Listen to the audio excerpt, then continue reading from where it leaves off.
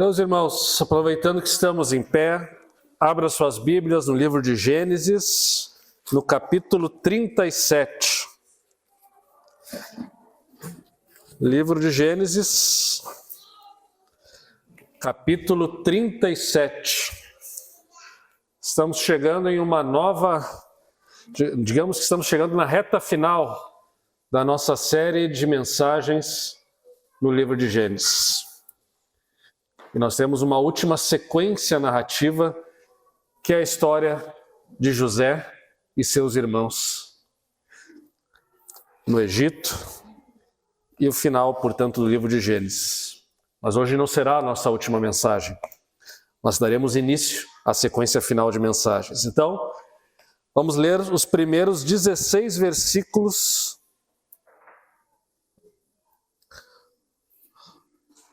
do capítulo 37, ou melhor, os primeiros 11 versículos do capítulo 37. A igreja localizou Gênesis capítulo 37. Diz assim, portanto, a palavra do Senhor. Habitou Jacó na terra das peregrinações de seu pai, na terra de Canaã. E essa é a história de Jacó. Tendo José 17 anos, apacentava os rebanhos com seus irmãos. Sendo ainda jovem, acompanhava os filhos de Bila e os filhos de Zilpa, mulheres de seu pai, e trazia más notícias deles a seu pai. Ora, Israel amava mais a José que a todos os seus filhos, porque era filho da sua velhice, e fez-lhe uma túnica talar de mangas compridas. Vendo, pois, seus irmãos que o pai o amava mais do que todos os outros filhos, odiaram-no e já não lhe podiam falar pacificamente. Teve José um sonho e o relatou a seus irmãos, e por isso o odiaram ainda mais, pois lhe disse: rogo-vos, ouvi este sonho que tive. Atávamos feixes no campo, e eis que o meu feixe se levantou e ficou em pé, e os vossos feixes o rodeavam e se inclinavam perante o meu. Então lhe disseram seus irmãos: reinarás com efeito sobre nós? E sobre nós dominarás realmente? E com isso, tanto mais o odiavam, por causa dos seus sonhos e de suas palavras. Teve ainda outro sonho e o referiu a seus irmãos, dizendo: sonhei também que o sol, a lua e as 11 estrelas se inclinavam perante mim. Contando-o a seu pai e a seus irmãos, repreendeu o pai e lhe disse: que sonho é este que tiveste? Acaso viremos eu e tua mãe e teus irmãos a inclinar-nos perante ti em terra? Seus irmãos lhe tinham ciúmes. O pai, no entanto, considerava o caso consigo mesmo. Até aqui a palavra do Senhor. A igreja pode tomar assento.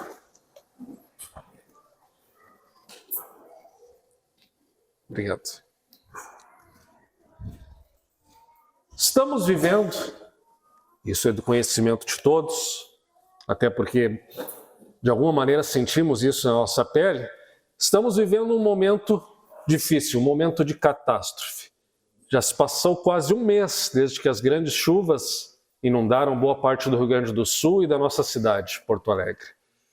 E em meio a um cenário como esse, alguns perdem tudo, outros perdem um pouco menos, outros são afetados, e vem o sofrimento do povo gaúcho, do povo porto-alegrense, e muitas vezes são tentados a se perguntar, afinal de contas, por que Deus permite esse mal? E afinal de contas, existe algum propósito no mal? Não terá sido tudo isso uma série de eventos aleatórios num mundo em que não tem sentido algum? E não apenas os cristãos muitas vezes se veem tentados a fazer esse tipo de questionamento, mas todas as pessoas, tenham elas religião ou não, elas se perguntam, afinal, em meio a tanto mal, há sentido, há propósito? Para onde estamos caminhando? De onde viemos e para onde estamos indo?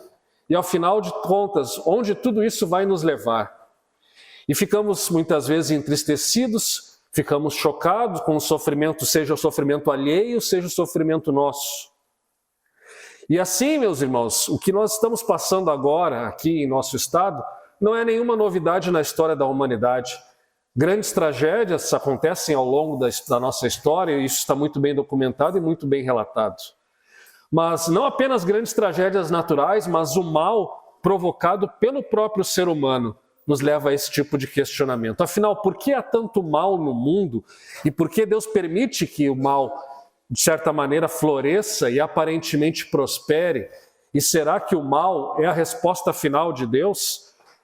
Será que o mal é a resposta última para tudo que acontece aqui? Esse tipo de questionamento que nós podemos estar fazendo, que a humanidade fez ao longo do tempo, era também muito possivelmente um questionamento que passava na mente de José. A história que nós lemos aqui, que começamos a ler aqui os primeiros versículos dessa história. Pois é uma história carregada de maldade, carregada de perversidade, carregada de injustiças. E em meio a todas essas injustiças, em meio a toda essa maldade, aparentemente tudo aquilo era aleatório. Aparentemente não se podia ver propósito algum. E não somente aparentemente não se via propósito, como também o tempo passou. E foi um longo tempo nessas narrativas que nós veremos. Inclusive nós estaremos pregando sobre a história de José e seus irmãos ao longo dos próximos 3 domingos, para assim encerrarmos a nossa série de Gênesis. Essa história ela ocupa 13 capítulos do livro de Gênesis. É uma das mais longas narrativas, junto com a narrativa de Jacó e com a narrativa de Abraão. E ela nos dá inúmeros detalhes a respeito do que aconteceu e do propósito que havia por trás de toda aquela maldade e de todo aquele sofrimento causado não apenas a José, mas também a seu pai e também a seus irmãos e muitas pessoas que estavam ao redor dele. Mas então, vejamos como o texto e como a história de José, que nós vamos começar a falar, a explicar, a expor nessa manhã, como esse texto pode falar conosco hoje, no século XXI, e no cenário que nós estamos vivenciando. E o primeiro ponto, eu quero destacar essa mensagem aqui em 3 pontos. Um para cada capítulo que eu quero destacar aqui. Nessa manhã, na verdade, a mensagem ela vai abranger 5 capítulos, mas eu quero focar especialmente 3 capítulos de Gênesis. A primeira parte, capítulo 37. Deus usa o mal na família da aliança para começar a cumprir seus propósitos. A segunda parte, nós temos no capítulo 38. Deus se mostra presente mesmo em meio à adversidade e ao sofrimento. E a terceira parte, no capítulo 41, Deus exalta José a governador para salvar o mundo da fome. Essas 3 partes da mensagem, nós vamos ver então a ação de Deus em meio à história e ao sofrimento humanos. E o primeiro capítulo, 37, o primeiro ponto da nossa mensagem, portanto, nos fala do mal na família escolhida, na família da aliança. E a primeira coisa que nos chama a atenção, isso sempre me chamou a atenção desde a primeira vez que eu li a história de José, nós olhava para a Bíblia e pensava assim, poxa, mas como é possível que o povo da aliança, os filhos dos patriarcas, os filhos de Jacó, que por sua vez era filho de Isaac, que por sua vez era filho de Abraão, que foi chamado por Deus, e eles tinham contato com Deus pessoalmente. Como é possível que eles maquinem tamanha maldade? Como é possível tanta perversidade? Como é possível uma família tão desestruturada como essa família de Jacó, também chamado de Israel, como na semana passada o nosso irmão Israel pregou sobre a história de Jacó. Então, e se nós recapitularmos um pouquinho a história de Jacó, nós vamos ver que os conflitos estão presentes lá desde o nascimento, Jacó e Esaú. As preferências, o pai de Jacó, no caso Isaac, preferia Esaú, e Rebeca, a mãe, por sua vez, preferia Jacó. E esses conflitos nas preferências levam ao ódio, à inimizade entre os irmãos, ódio e inimizade que causa separação. No final da vida de Jacó, ele se reconcilia, mas não sem antes fazer uma série de atos, no mínimo, questionáveis. Nós temos as histórias do casamento de Jacó, primeiro com Lia, mas não era quem ele amava, então ele casa com a sua irmã Raquel, e assim, nessa competição entre as irmãs pela disputa do amor de Jacó, elas começam a tentar ter filhos, para assim ganhar a afeição, e Lia começa a ter filhos, Raquel era estéril, mas depois de... Aí elas também, nessa competição, acabam dando as suas concubinas, as suas servas, como esposas para Jacó. Ou seja, Jacó teve na prática 4 mulheres. E dessas 4 mulheres saíram todos esses filhos. E Raquel, a esposa favorita, dá à luz a José. E José passa a ser, então, o filho favorito de Jacó. E Jacó repete, portanto, o erro de seu pai Isaque. Ele elege um filho favorito e mostra o seu favor para com esse filho. Porque, segundo o capítulo 37 que nós lemos aqui, esse filho, José, era o filho da sua velhice. José era provavelmente um dos mais... Não, provavelmente não, ele era um dos mais novos filhos de Israel, ou Jacó, a mesma coisa, Israel e Jacó. Ele era um dos filhos mais novos de Jacó. E, portanto, seus irmãos eram bem mais velhos. Mas, portanto, em tese, de acordo com os costumes da época, Jacó deveria privilegiar o primogênito, que era Rúben. E se não fosse Rúben, porque Rúben havia cometido um pecado contra Israel, tendo dormido com a concubina de Israel, Israel soube disso, então Rúben poderia legitimamente ter sido deserdado. Mas não seria José quem receberia os privilégios da primogenitura, seriam os próximos filhos na sequência. Inclusive o próprio Judá, que é um personagem que se destaca aqui nas narrativas. Mas não, Jacó preferia José, porque José era o filho da sua velhice e muito provavelmente também porque era o filho de Raquel. Era um filho que foi muito desejado. Raquel era estéril e ela se angustiava na sua alma, apesar de ser a favorita de Jacó, ela não dava luz. E ela ora e depois de muita luta, Deus lhe abre, o ventre e ela dá a luz a José. E este passa a ser um filho favorito. Mas então, o capítulo 37 nos fala então, Jacó voltou e agora habita em Canaã, a terra das peregrinações, a terra prometida. Agora o povo de Deus poderia florescer, as promessas de Deus com Abraão poderiam se cumprir. Mas as coisas não andam exatamente da forma como esperava. O relato bíblico nos mostra uma família, portanto, dividida e destruída. Há um problema moral profundo aqui. Por um lado, nós temos um pai que favorece o filho de uma maneira desproporcional, e por outro lado, nós temos um filho que também usa e abusa desse privilégio, esfregando esse privilégio na cara dos seus irmãos. E temos irmãos que têm um ciúme e um ódio doentio por esse filho pelo fato dele ser privilegiado. É evidente que as coisas não estavam indo bem na família da fé, no povo escolhido de Deus. José tinha 17 anos, era um adolescente. Eu não sei quanto a vocês, eu ouvi essa história desde a minha infância. E claro que na infância, alguns detalhes são omitidos e algumas características às vezes são um pouco exagerados. E as primeiras versões que eu ouvia na história era que José era um menino bom, era um menino bom e obediente, e os outros eram maus, e por isso ele foi castigado. Mas a Bíblia ela é um livro realista e ela não esconde as falhas de nenhum personagem, inclusive José. José nessa história vai ser a vítima, mas ele não é uma vítima absoluta. Ele não é uma vítima absolutamente inocente. A Bíblia nos diz que ele apacentava o rebanho com seus irmãos e ainda jovem acompanhava os filhos de Bila e Zilpa. Bila e Zilpa eram as concubinas de Jacó, que as suas esposas deram a Jacó para que elas dessem mais filhos em nome delas, e assim naquela competição, para ver quem era mãe de mais filhos, essas concubinas então deram à luz filhos. Elas não eram exatamente esposas, mas eram concubinas. E elas deram à luz alguns filhos, 4 filhos saíram dessas 2 concubinas. E a Bíblia nos diz que José acompanhava esses irmãos, esses filhos das concubinas, mulheres de seu pai, e trazia más notícias deles a seu pai. José era provavelmente um terrível de um fofoqueiro. E provavelmente gostava, porque veja só, não era que ele trazia notícias, ele trazia as más notícias. Ele era aquela pessoa que procurava os defeitos nos outros para acusá-los. E olhava apenas os defeitos dos outros. Claro que nós poderíamos justificar José dizendo que ele era imaturo. E de fato, ele tinha 17 anos, ele era imaturo. E muitas vezes na adolescência as pessoas reagem de maneiras bastante imaturas que vão se arrepender mais adiante na sua vida. Mas ele agia dessa maneira e isso evidentemente que acentuava o ódio de seus irmãos por ele. E o verso 3 nos complementa, então, o motivo de ódio. Israel amava mais a José do que a todos os seus filhos, porque era o filho da sua velhice. E para piorar a situação, ele fez uma túnica talar de mangas compridas. Algumas versões, com base na tradução do hebraico para o grego, a Septuaginta, traduzem aqui como túnica colorida, né? Quando eu era criança eu ouvia essa história também, né? José recebeu uma túnica de muitas cores, aí tem aqueles desenhinhos, né, de uma túnica que parece um arco-íris, assim, né, toda colorida.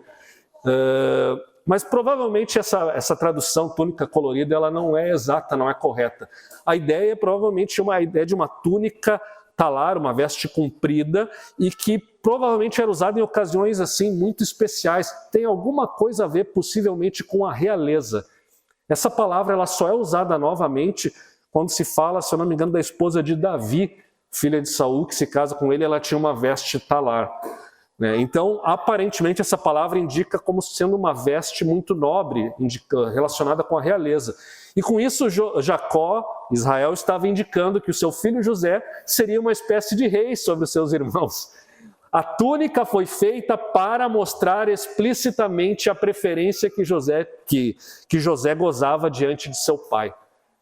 E evidentemente que isso, portanto, aumentou o ciúme e a inveja de seus irmãos.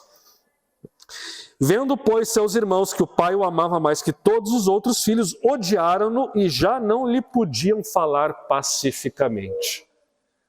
Essas preferências causaram, portanto, uma divisão na família da fé. Mas então José teve um sonho. Se a coisa podia piorar, ela piorou.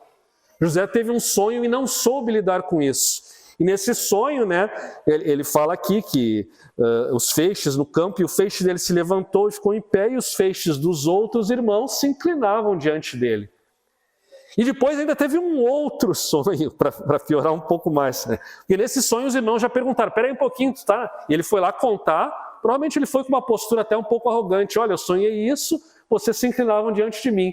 Os irmãos imediatamente entenderam o significado do sonho, né? Não tem como não entender. Significa então que tu vai reinar sobre nós, é isso? Mas aí ele teve um outro sonho, e aí a coisa ficou ainda pior com esse outro sonho, que ele também teve a imprudência de ir contar para os irmãos. Teve ainda outro sonho referido, sonhei que o sol, a lua e 11 estrelas, ou seja, os 11 irmãos, se inclinavam perante mim. E quando ele conta esse sonho, o próprio pai de José o repreende. Ô José, o que você está falando? Você está dizendo que inclusive eu e a tua mãe, ainda que aqui mãe, na verdade a mãe de José já havia morrido, Raquel. Aqui provavelmente é uma referência à madrasta, que é Lia. Mas você está dizendo que eu e a tua mãe vamos nos inclinar na tua presença junto com os teus irmãos? O que é isso?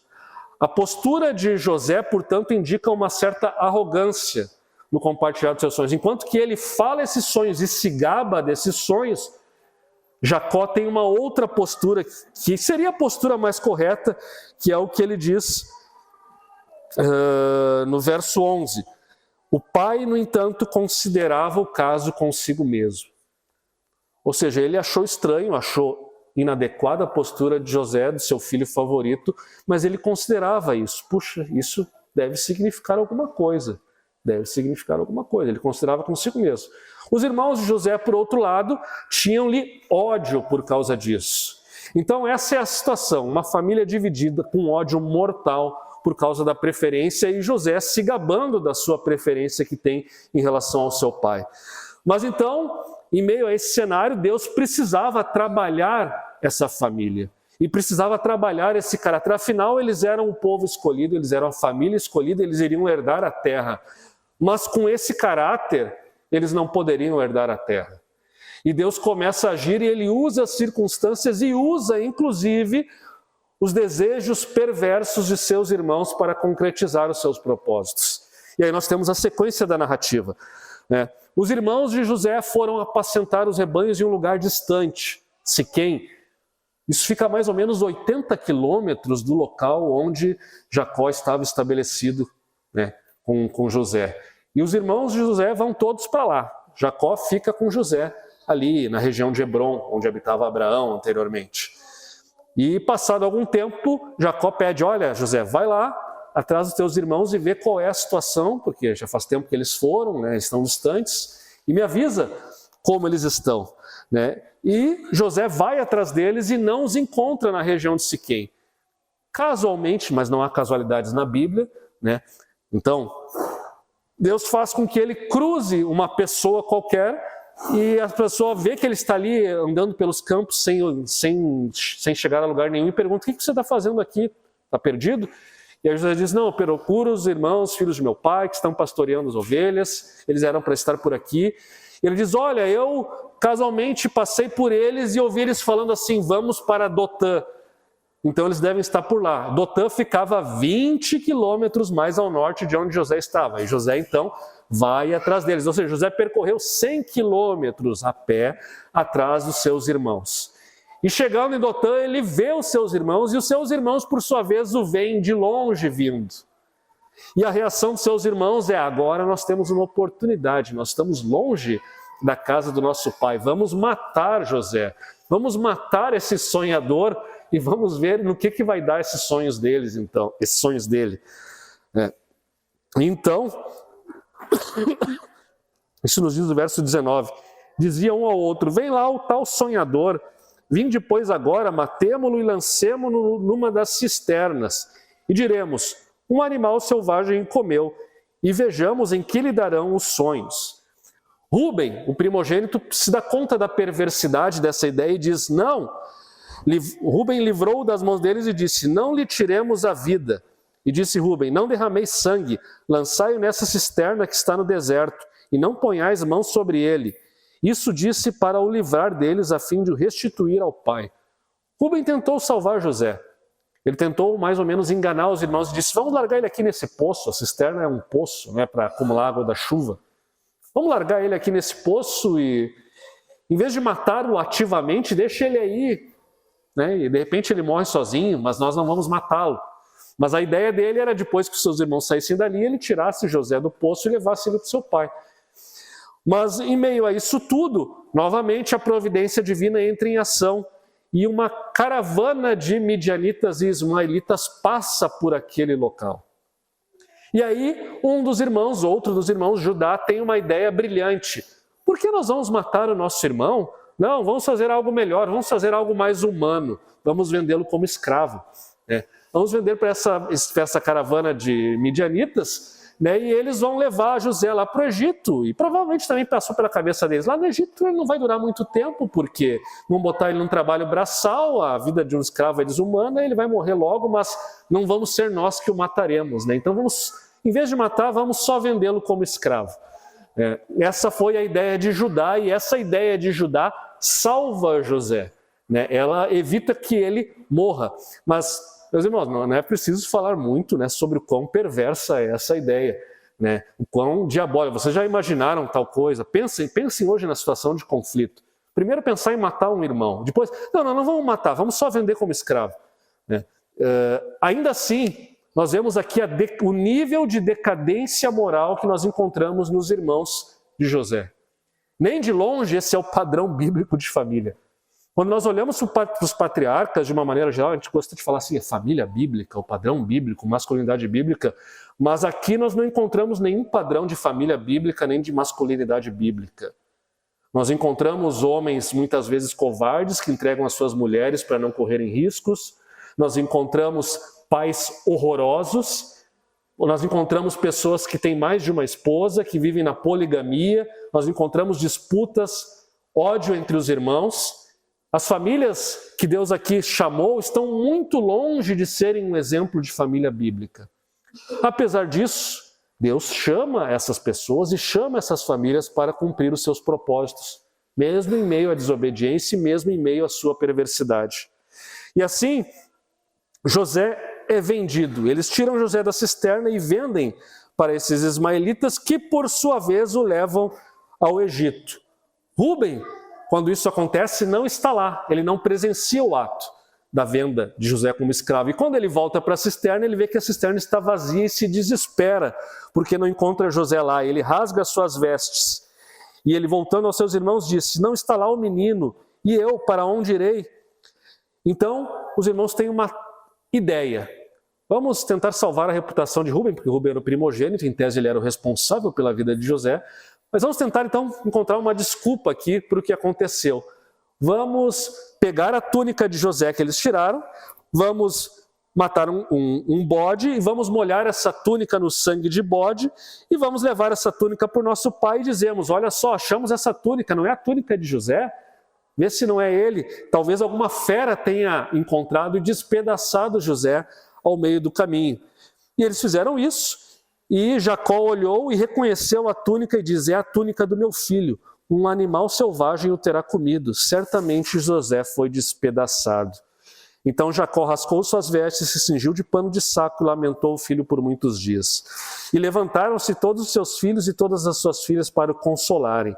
Ele, porém, recusou ser consolado e disse: chorando descerei a meu filho até a sepultura.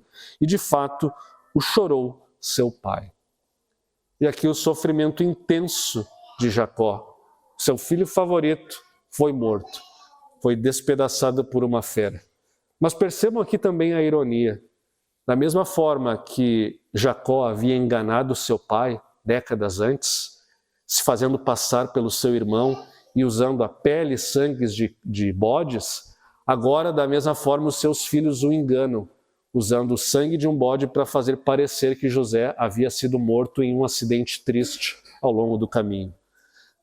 E assim a história é suspensa. Será que vai acabar assim?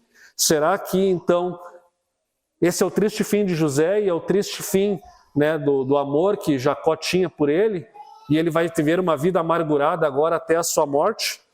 O verso 36 nos diz que não. Deus tinha um propósito. Entre mentes, os midianitas venderam José no Egito a Potifar, o oficial de Faraó, comandante da guarda. Enquanto a família da fé, ou pelo menos Jacó, que não sabia de nada, perdia suas esperanças, José era vendido a um oficial do Egito. E aqui nós já vemos a providência de Deus sobre a vida de José. Ele não foi colocado em trabalhos braçais, na qual ele poderia morrer rapidamente. Não foi trabalhar numa mina, não foi fazer algum trabalho perigoso, mas ele vai para a casa de um oficial. E lá na casa de um oficial, o que nos diz o capítulo 39? José foi levado ao Egito e Potifar, oficial do faraó, comandante da guarda egípcio, comprou dos ismaelitas que o tinham levado para lá. E o Senhor era com José, que veio a ser um homem próspero. Vejam, a situação ainda é ruim. José é um escravo.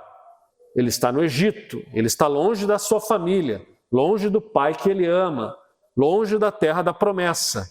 Ainda assim, em meio a todas essas circunstâncias adversas, em meio a todo o sofrimento e humilhação que agora ele passa, de favorito a escravo numa terra estranha, ainda assim Deus está com ele em meio a esse sofrimento.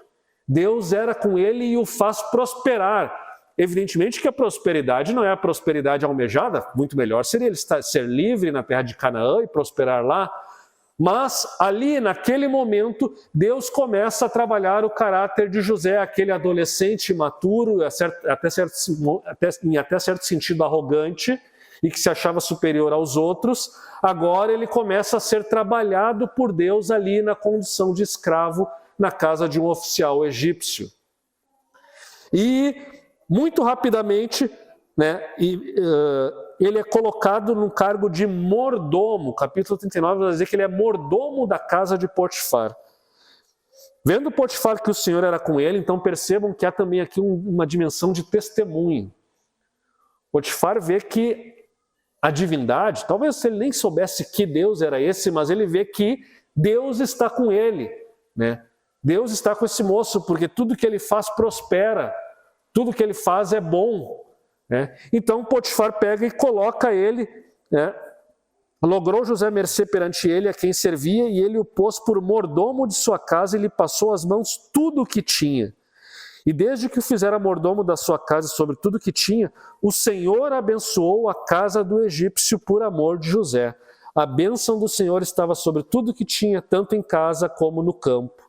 Potifar tudo o que tinha confiou às mãos de José, de maneira que, tendo-o por mordomo, de nada sabia, além do pão com que se alimentava.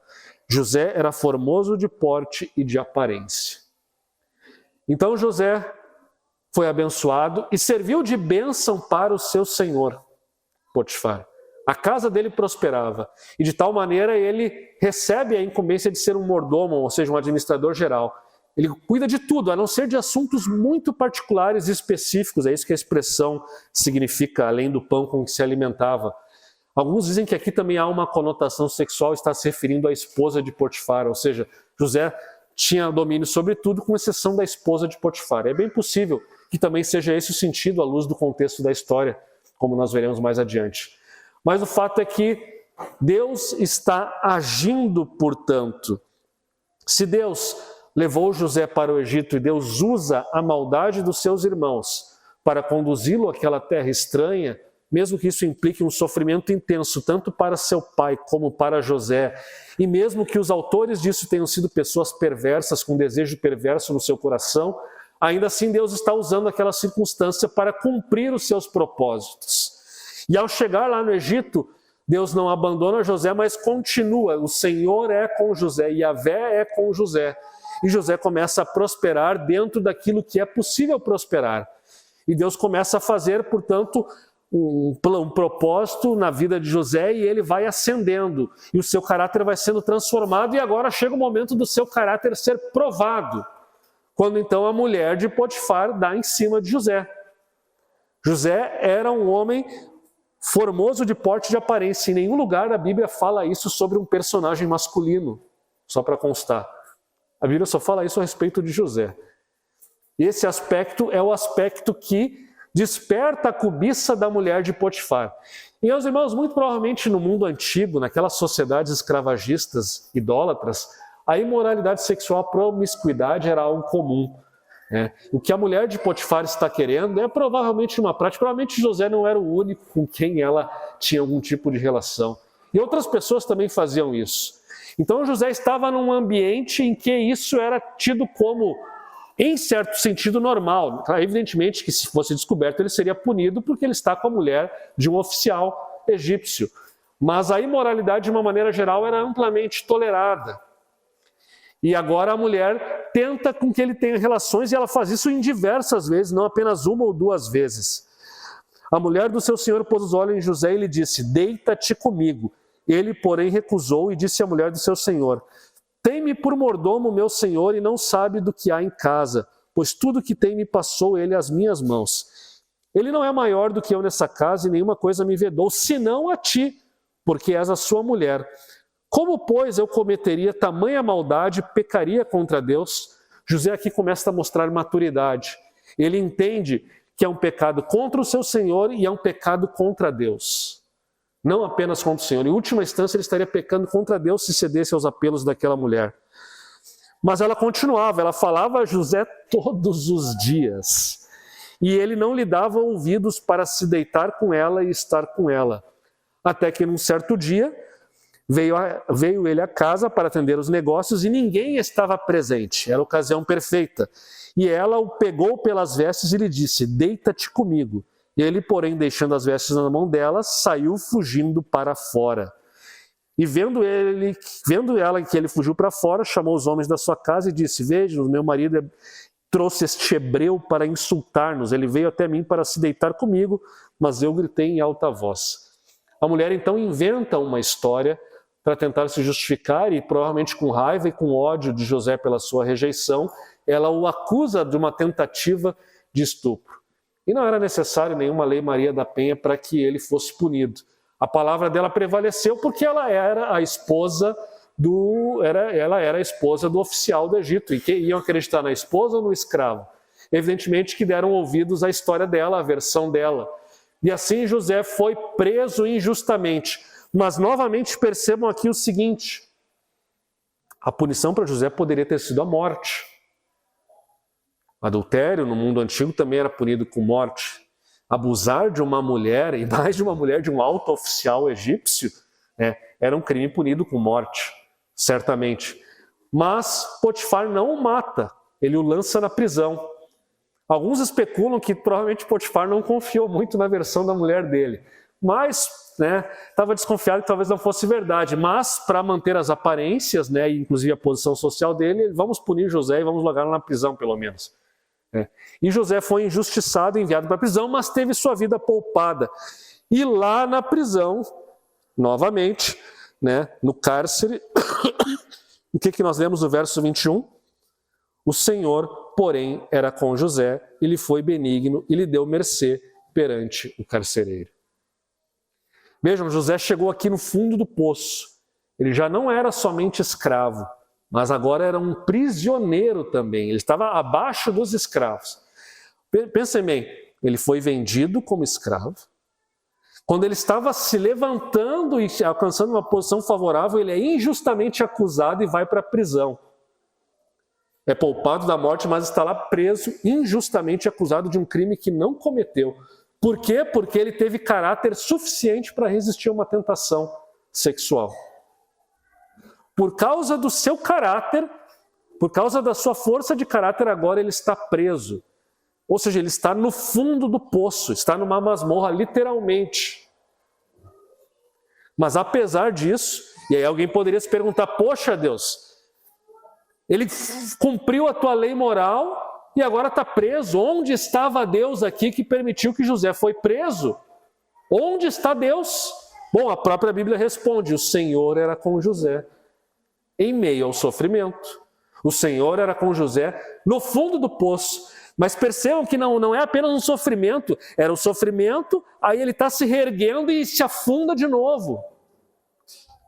É altos e baixos, a vida parece que vai melhorar e aí vem novamente uma queda. Mas em meio a tudo isso, Deus era com José. E Deus faz com que ele alcance o quê? O favor do carcereiro. Agora o carcereiro vê que ele é uma pessoa competente e coloca ele para administrar a prisão. Ele cuida da prisão e o carcereiro não se preocupa com nada. José que administra o local ali.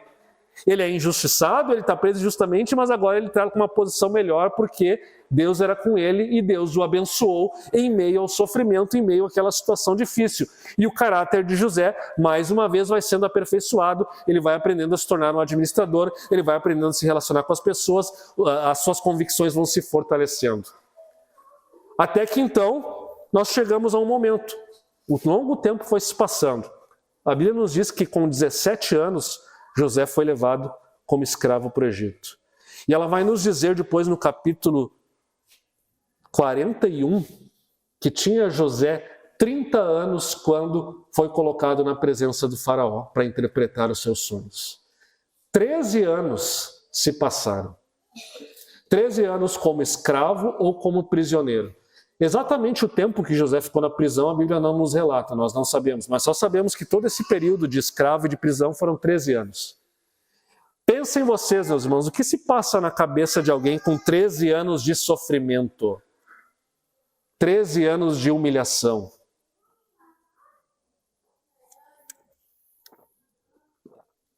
Ao longo de todo esse período, Deus esteve com José.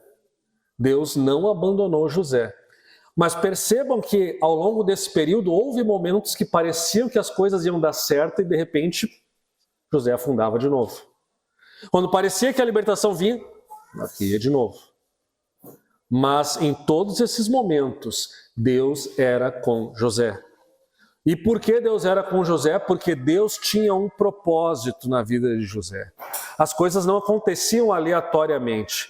E agora que José está na prisão, ele conhece então oficiais de Faraó que para lá foram mandados, o padeiro e o copeiro-chefe. Passadas essas coisas, o mordomo do rei do Egito e o padeiro ofenderam o seu senhor, rei do Egito. E Faraó se indignou contra os seus dois oficiais, o copeiro-chefe e o padeiro-chefe, e mandou detê-los na casa do comandante da guarda, no cárcere onde José estava preso. E a história vocês conhecem. José, nós não temos tempo aqui para ler todos os versículos, mas José passa a cuidar desses dois homens importantes e eles têm sonhos. E aqueles sonhos os deixam aflitos. E José então pergunta para eles quais são os sonhos e diz: ao Senhor pertence a interpretação. Não está em mim, mas Deus pode me dar a interpretação dos sonhos de vocês. E José então profetiza que, ou interpreta o sonho no sentido de que o copeiro será restabelecido a sua posição, será perdoado pelo faraó, enquanto que o padeiro será executado por faraó, não será perdoado. E ao interpretar os sonhos do copeiro, José diz para ele: olha, quando for restaurado, lembra-te de mim e fale de mim benignamente, porque eu estou aqui preso, eu fui roubado. Verso 15, fui roubado da terra dos hebreus e nada fiz para que me pusessem nesta masmorra.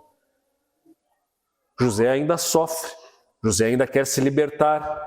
E ele vê, nos sonhos que ele interpreta, ele vê uma possibilidade de sair dali. E ele pede para que o copeiro não se esqueça dele quando sair e fale dele. Mas o que acontece? De fato, os sonhos se concretizam, o padeiro é morto, o copeiro é liberto, mas o capítulo 40, o verso final, nos diz do verso 23, o copeiro-chefe, todavia, não se lembrou de José, porém dele se esqueceu. As esperanças que José tinha de que agora a virada estava chegando não se concretizaram mais uma vez. Agora, não se concretizariam para sempre? Não. Capítulo 41, e aqui nós vamos para o terceiro ponto, o último capítulo. O capítulo 41 vai nos dizer que passados 2 anos completos, Faraó teve um sonho. 2 anos depois que José teve novamente uma esperança de se reerguer e de sair da prisão, 2 longos anos depois, Faraó teve um sonho. Na verdade, não foi Faraó que teve um sonho, mas Deus deu um sonho ao Faraó. Deus, no seu cuidado providencial das circunstâncias, dá um sonho a Faraó. E Faraó fica inquieto com esse sonho. Ele sonha que havia 7 vacas gordas e bonitas e de repente do rio saíam 7 vacas magras, horríveis, que comiam as 7 vacas gordas, mas apesar de comerem as 7 vacas gordas, elas não engordavam, continuavam com aquela aparência feia, magra, desfigurada. E depois sonhou com as 7 espigas de milho boas, 7 espigas de milho ruins, e as 7 espigas de milho ruins também consumiam as 7 espigas de milho boas. E continuavam ruins. E são como que 2 sonhos, 2 momentos que Faraó sonha isso, mas ele logo identifica que isso é apenas um sonho. Ele chama todos os magos do Egito, os sábios, os profetas, porque os magos, sábios, todos fazem um papel profético. Havia uma ciência de interpretação de sonhos e os egípcios levavam isso muito a sério. E eles vão lá e não conseguem interpretar os sonhos do Faraó. Inclusive, os magos diziam os teus sonhos para Faraó, entendendo que eram 2 sonhos com 2 significados. E Faraó, por sua vez, dizia, não, é um sonho. E há um significado para esses 2 momentos que eu sonhei, porque é um sonho só. E em meio a toda essa situação, o copeiro então se lembrou de José. 2 anos depois, Deus conduz as circunstâncias para que o copeiro, no momento certo, no tempo de Deus, e não no tempo de José, nem no tempo do copeiro, nem no tempo do Faraó, mas no tempo que Deus havia designado de antemão, o copeiro se lembra de José. Então, disse a Faraó, o copeiro-chefe, lembro-me hoje das minhas ofensas, estando Faraó muito indignado contra os teus servos, e pondo-me sob a prisão na casa do comandante da guarda, a mim e ao padeiro-chefe, tivemos um sonho na mesma noite, eu e ele, sonhamos e cada sonho com a sua própria significação. Achava-se conosco um jovem hebreu, servo do comandante da guarda, contamos-lhe os nossos sonhos e ele nos interpretou. Cada um segundo o seu sonho.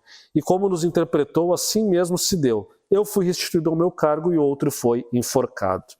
Então Faraó mandou chamar a José e o fizeram sair às pressas da masmorra. Ele se barbeou, mudou de roupa e foi apresentar-se a Faraó. E este lhe disse, tive um sonho e não há quem o interprete. Ouvi dizer, porém, a teu respeito que quando ouves um sonho podes interpretá-lo. E respondeu-lhe José, não está isso em mim, mas Deus dará a resposta favorável a Faraó. E Faraó lhe conta o sonho e José lhe dá a interpretação. As 7 vacas gordas são 7 anos de prosperidade. Haverá muita prosperidade, prosperidade tal que vai transbordar de grãos, nós não teremos nem onde guardar de tão próspero que será. Só que depois desses 7 anos de prosperidade, virão 7 anos de fome. E uma fome tão terrível, mas tão terrível, que não vai sequer haver lembrança dos 7 anos de prosperidade. E essa fome vai afetar toda a terra, não apenas o Egito, mas todas as nações ao nosso redor. Será uma fome terrível, portanto, e algo certo. Deus te deu 2 sonhos porque é algo certo que ele vai fazer e vai se consumar. Só que, vejam só, José não apenas interpreta o sonho, mas ele vai além. ele dá uma sugestão ao faraó, ele se aventura e dá um conselho. Então, faraó, já que isso vai acontecer, constitua um governante sábio que administre a situação, que colha os grãos no tempo de prosperidade, armazene esses grãos para que no tempo da fome possam ser distribuídos e vendidos. E assim nós possamos subsistir em meio a esses 7 anos de fome terrível que virá sobre o mundo. O faraó fica perplexo com tanta sabedoria e ele diz: haverá alguém que tenha o Espírito de Deus, como este homem, chamado José? E no mesmo momento, então, José é constituído governador do Egito, abaixo apenas do próprio faraó. Ele ganha autoridade, suas vestes, ele ganha um anel, o faraó faz ele passar pelas cidades para que as pessoas se curvem diante dele, para que as pessoas o obedeçam. Agora ele tem autoridade, agora ele tem poder, agora ele alcançou o favor de Deus, agora finalmente começa a se desenhar o propósito de todo o sofrimento, de toda a desgraça na vida de José e da sua família. José foi colocado por Deus naquele local para que pudesse preservar a vida, não apenas de Faraó e não apenas do Egito, mas de todos os povos da terra. José era da idade de 30 anos quando se apresentou a Faraó, rei do Egito, e andou por toda a terra do Egito. E nos 7 anos de fartura a terra produziu abundantemente. Ajuntou José todo o mantimento que houve na terra do Egito durante 7 anos e guardou nas cidades. O mantimento do campo ao redor de cada cidade foi guardado na mesma cidade. Assim ajuntou José muitíssimo cereal, como a areia do mar, até perder a conta, porque ia além das medidas. E antes de chegar à fome, nasceram 2 filhos a José, os quais lhe deu Asenate, filha de Potífera, sacerdote de On. José ao primogênito chamou de Manassés, pois disse: Deus me fez esquecer de todos os meus trabalhos e de toda a casa de meu pai. E ao segundo chamou-lhe Efraim, pois lhe disse: Deus me fez próspero na terra da minha aflição. As circunstâncias, portanto, viraram na vida de José. Ele recebeu como esposa a filha de um importante sacerdote do Egito. Essa esposa lhe dá 2 filhos. O próprio José recebeu um nome egípcio. Mas percebam vocês que apesar dele estar numa terra pagã, numa cultura pagã, de receber um nome pagão e até mesmo uma esposa pagã, ele ainda assim não abandona a sua fé. Quando lhe nascem os filhos, ele não dá nomes egípcios aos filhos, ele dá nome hebraico aos filhos, Efraim e Manassés. E os nomes que ele dá a esses filhos os fazem lembrar todo o sofrimento e todas as lutas que ele passou, e inclusive agora a vitória que Deus estava lhe dando e lhe colocando nessa posição. Passados os 7 anos de abundância que houve na terra do Egito, começaram a vir os 7 anos de fome, como José havia predito. E havia fome em todas as terras, mas em toda a terra do Egito havia pão. Sentindo toda a terra do Egito a fome, clamou o povo a Faraó por pão. E Faraó dizia a todos os egípcios: Ide a José, o que ele vos disser fazei. Havendo, pois, fome sobre toda a terra, abriu José todos os celeiros e vendia aos egípcios, porque a fome prevaleceu na terra do Egito. E todas as terras vinham ao Egito para comprar de José, porque a fome prevaleceu em todo o mundo. E no caso aqui, o mundo é um mundo habitado ao redor do Egito, não é uma referência ao mundo inteiro habitado, mas o mundo ali ao redor do povo do Egito. Havia fome. E assim, em meio à fome, José foi levantado para que nesse momento de fome no mundo pudesse haver o quê? Salvação. As pessoas pudessem encontrar mantimento. As pessoas pudessem ser preservadas da morte. E não apenas ali o Egito, mas a própria família da fé. Deus prometeu a Abraão que manteria a sua família, que a sua descendência governaria e reinaria, teria aquela terra, a terra das peregrinações, a terra de Canaã. Mas para que isso acontecesse, evidentemente, aquela família precisaria subsistir, precisaria estar viva. E Deus, então, usa as circunstâncias para que eles possam ter alimento no momento difícil.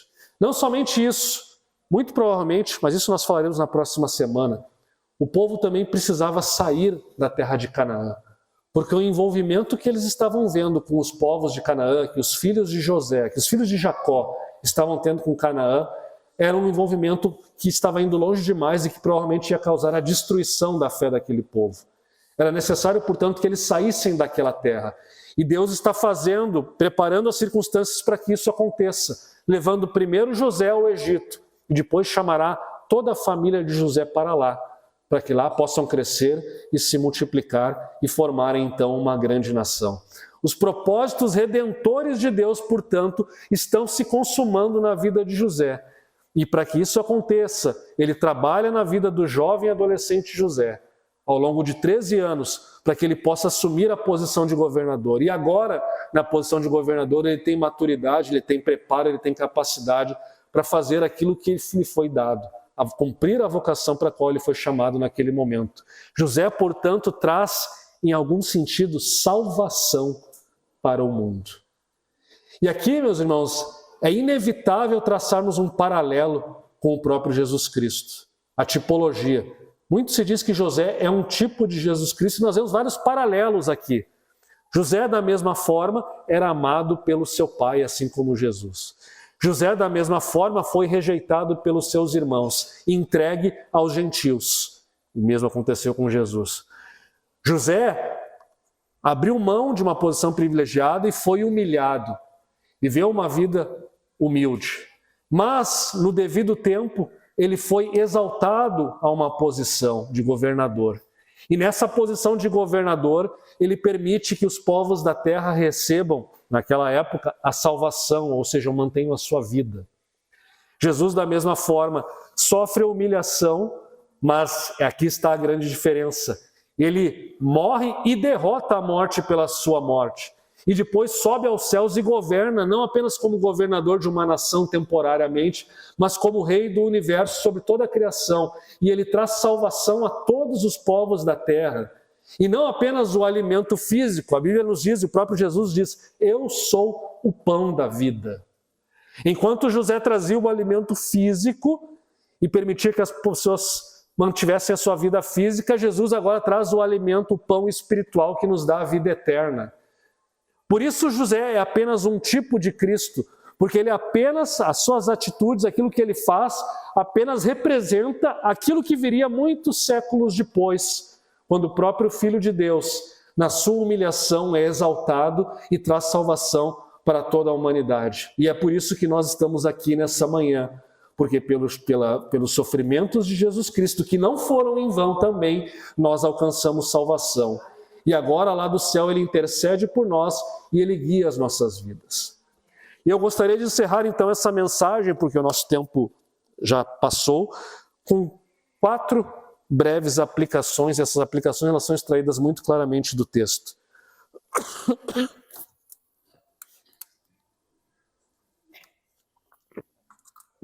Em primeiro lugar, vemos na narrativa de José e de Jacó que Deus é muito maior do que as injustiças que sobrevêm ao seu povo.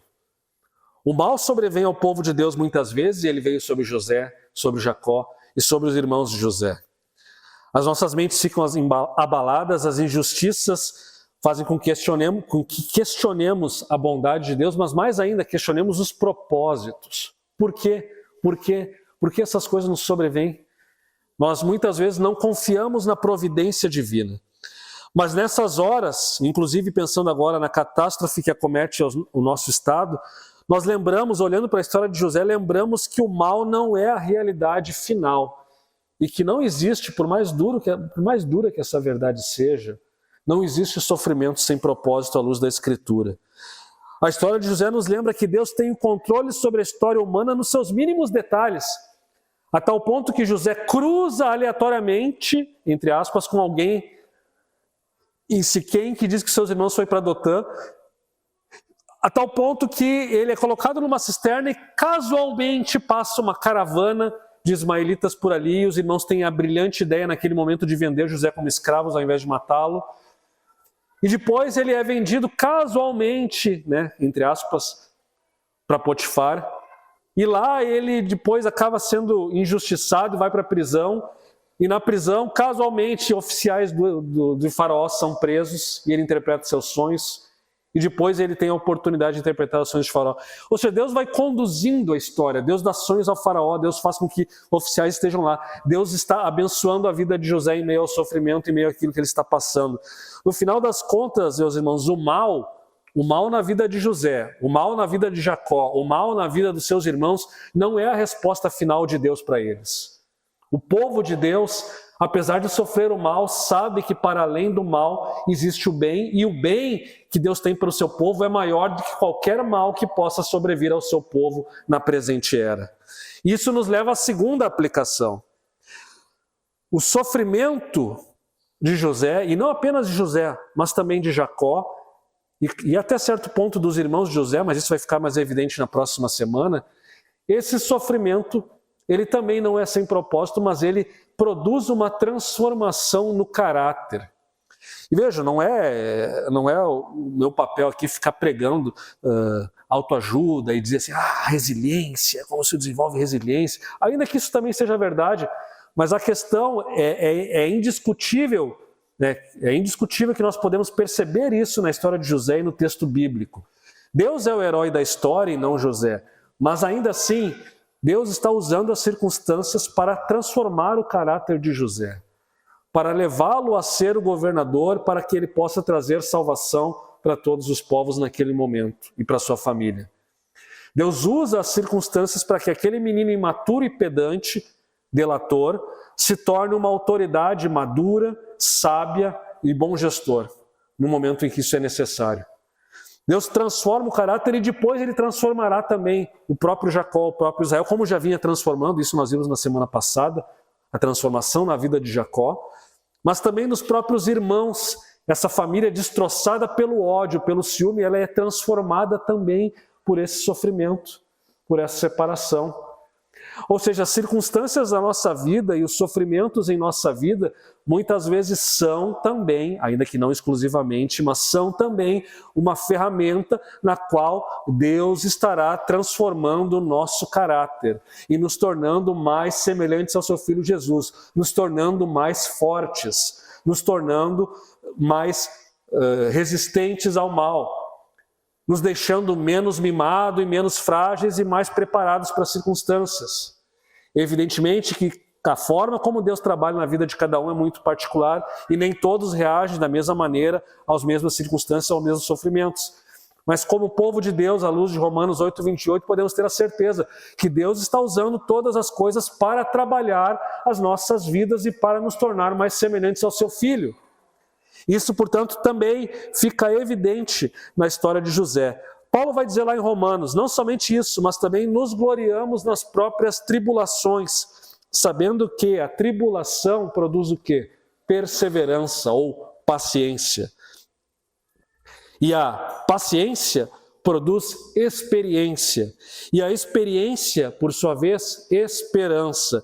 E a esperança não confunde, ou seja, não é uma esperança vã, não é uma ilusão, não é o ópio dos povos para se esquecer da miséria que está sendo vivenciada, mas pelo contrário, é uma esperança verdadeira que não confunde. Por quê? Porque o amor de Deus é derramado em nosso coração pelo Espírito Santo que nos foi outorgado. Essa é a verdade. Em meio ao sofrimento, Deus usa as circunstâncias para produzir transformação, para produzir perseverança, paciência, experiência e verdadeira esperança. E a terceira aplicação nos lembra que Deus revela a sua vontade para nos levar à ação. O sonho do faraó poderia ser recebido de duas maneiras na sua interpretação. Ok, vai vir fome, coitado de nós. Mas é a vontade de Deus, né? Vai vir fome, paciência, né? Morreremos de fome então. Mas não. Sabendo da vontade de Deus, sabendo que isso estava para vir ao mundo, José toma uma ação, toma uma atitude, e a atitude é sábia e ela preserva o povo de Deus. A interpretação do sonho não dizia você deve fazer isso, ela dizia o que iria acontecer, mas José toma a atitude, sugere a Faraó tomar uma atitude, vamos nos preparar para a fome. A vontade de Deus que nos é revelada, ela também muitas vezes ela nos chama à ação. ela não é revelada pura e simplesmente para pensar, um dia Jesus vai voltar, então já que ele vai voltar, nós aguardamos aqui, esperamos esse dia, porque não há nada que possamos fazer, afinal já está tudo determinado conforme o Apocalipse. Não! Deus revela a sua vontade, Deus revela os acontecimentos, mas ele nos chama à ação. Jesus sobe aos céus com a grande comissão, ide por todo mundo, ide, pregai o evangelho a toda criatura. Ide, fazei discípulos, em outras palavras, na verdade as palavras são essas, ide, fazei discípulos. O chamado da igreja, portanto, é ação. Deus revela a sua vontade para que reajamos àquilo que ele revela. Nós somos chamados a agir, somos chamados a compartilhar o evangelho, somos chamados a resistir ao mal, somos chamados a fortalecer o nosso caráter, somos chamados a nos desenvolver. Nós não podemos nos deixar abater pelas circunstâncias, mas temos que, a partir da vontade de Deus, reagir em resposta com fé e obediência. Deus nos chama nessa manhã, portanto, a fé e obediência, tanto quanto chamou José e a sua família fé e obediência milhares de anos atrás. E por fim, a última aplicação. As promessas de Deus se cumprirão. Eu não poderia encerrar a pregação sem a nota de esperança, porque do contrário eu ficaria apenas na perspectiva da nossa ação. O que nós podemos fazer? E se nós vamos no nosso esforço logo ele cai por terra, nós desanimamos. É só tu ver a reação. Hoje em dia, a grande preocupação, passado um mês desde que veio as enchentes, as pessoas estão preocupadas porque o voluntariado está diminuindo. Ou seja, aquele ânimo das pessoas, ele vai diminuindo, vai perdendo força. Por quê? Porque é um ânimo focado apenas no nosso próprio esforço. Mas a Escritura nos lembra que nós podemos perseverar em meio ao sofrimento, não apenas por causa da nossa força de vontade, não apenas por causa do nosso esforço, mas porque o Espírito de Deus derrama a esperança em nossos corações, essa esperança não nos confunde. E as promessas de Deus, portanto, nós podemos confiar, elas vão se cumprir em nossa vida. Deus cumpriu as suas promessas ao povo de Israel por meio de José, Deus cumpriu as suas promessas por meio dos seus servos e Deus cumpriu as suas promessas por meio de Jesus Cristo, que derrotou a morte e agora nos promete a vida eterna. E essas promessas se cumprirão, meus irmãos. Não importa quais sejam as circunstâncias, não importa o que estejamos vivendo, não importa o quão desanimados estejamos, as promessas de Deus vão se cumprir em nossas vidas. A história de José, portanto, nos lembra disso e nos lembra que, enquanto as promessas de Deus não se cumprem, Ele está conosco, Ele está abençoando o seu povo, Ele está suprindo as nossas necessidades e Ele está nos chamando para lançar diante dEle toda a nossa ansiedade, porque Ele tem cuidado de nós. E nessa manhã Ele nos chama, portanto, a uma resposta de fé e obediência, para que lancemos sobre Ele nossas ansiedades e aguardemos, portanto, ao mesmo tempo em que agimos, aguardemos a bendita esperança se consumar em nossas vidas e aguardemos também que Ele restaure a situação do nosso estado, da nossa cidade, das nossas vidas e das vidas de todos aqueles que de alguma maneira estão sofrendo nessa enchente que acomete o nosso estado. Vamos nos colocar em pé e vamos orar.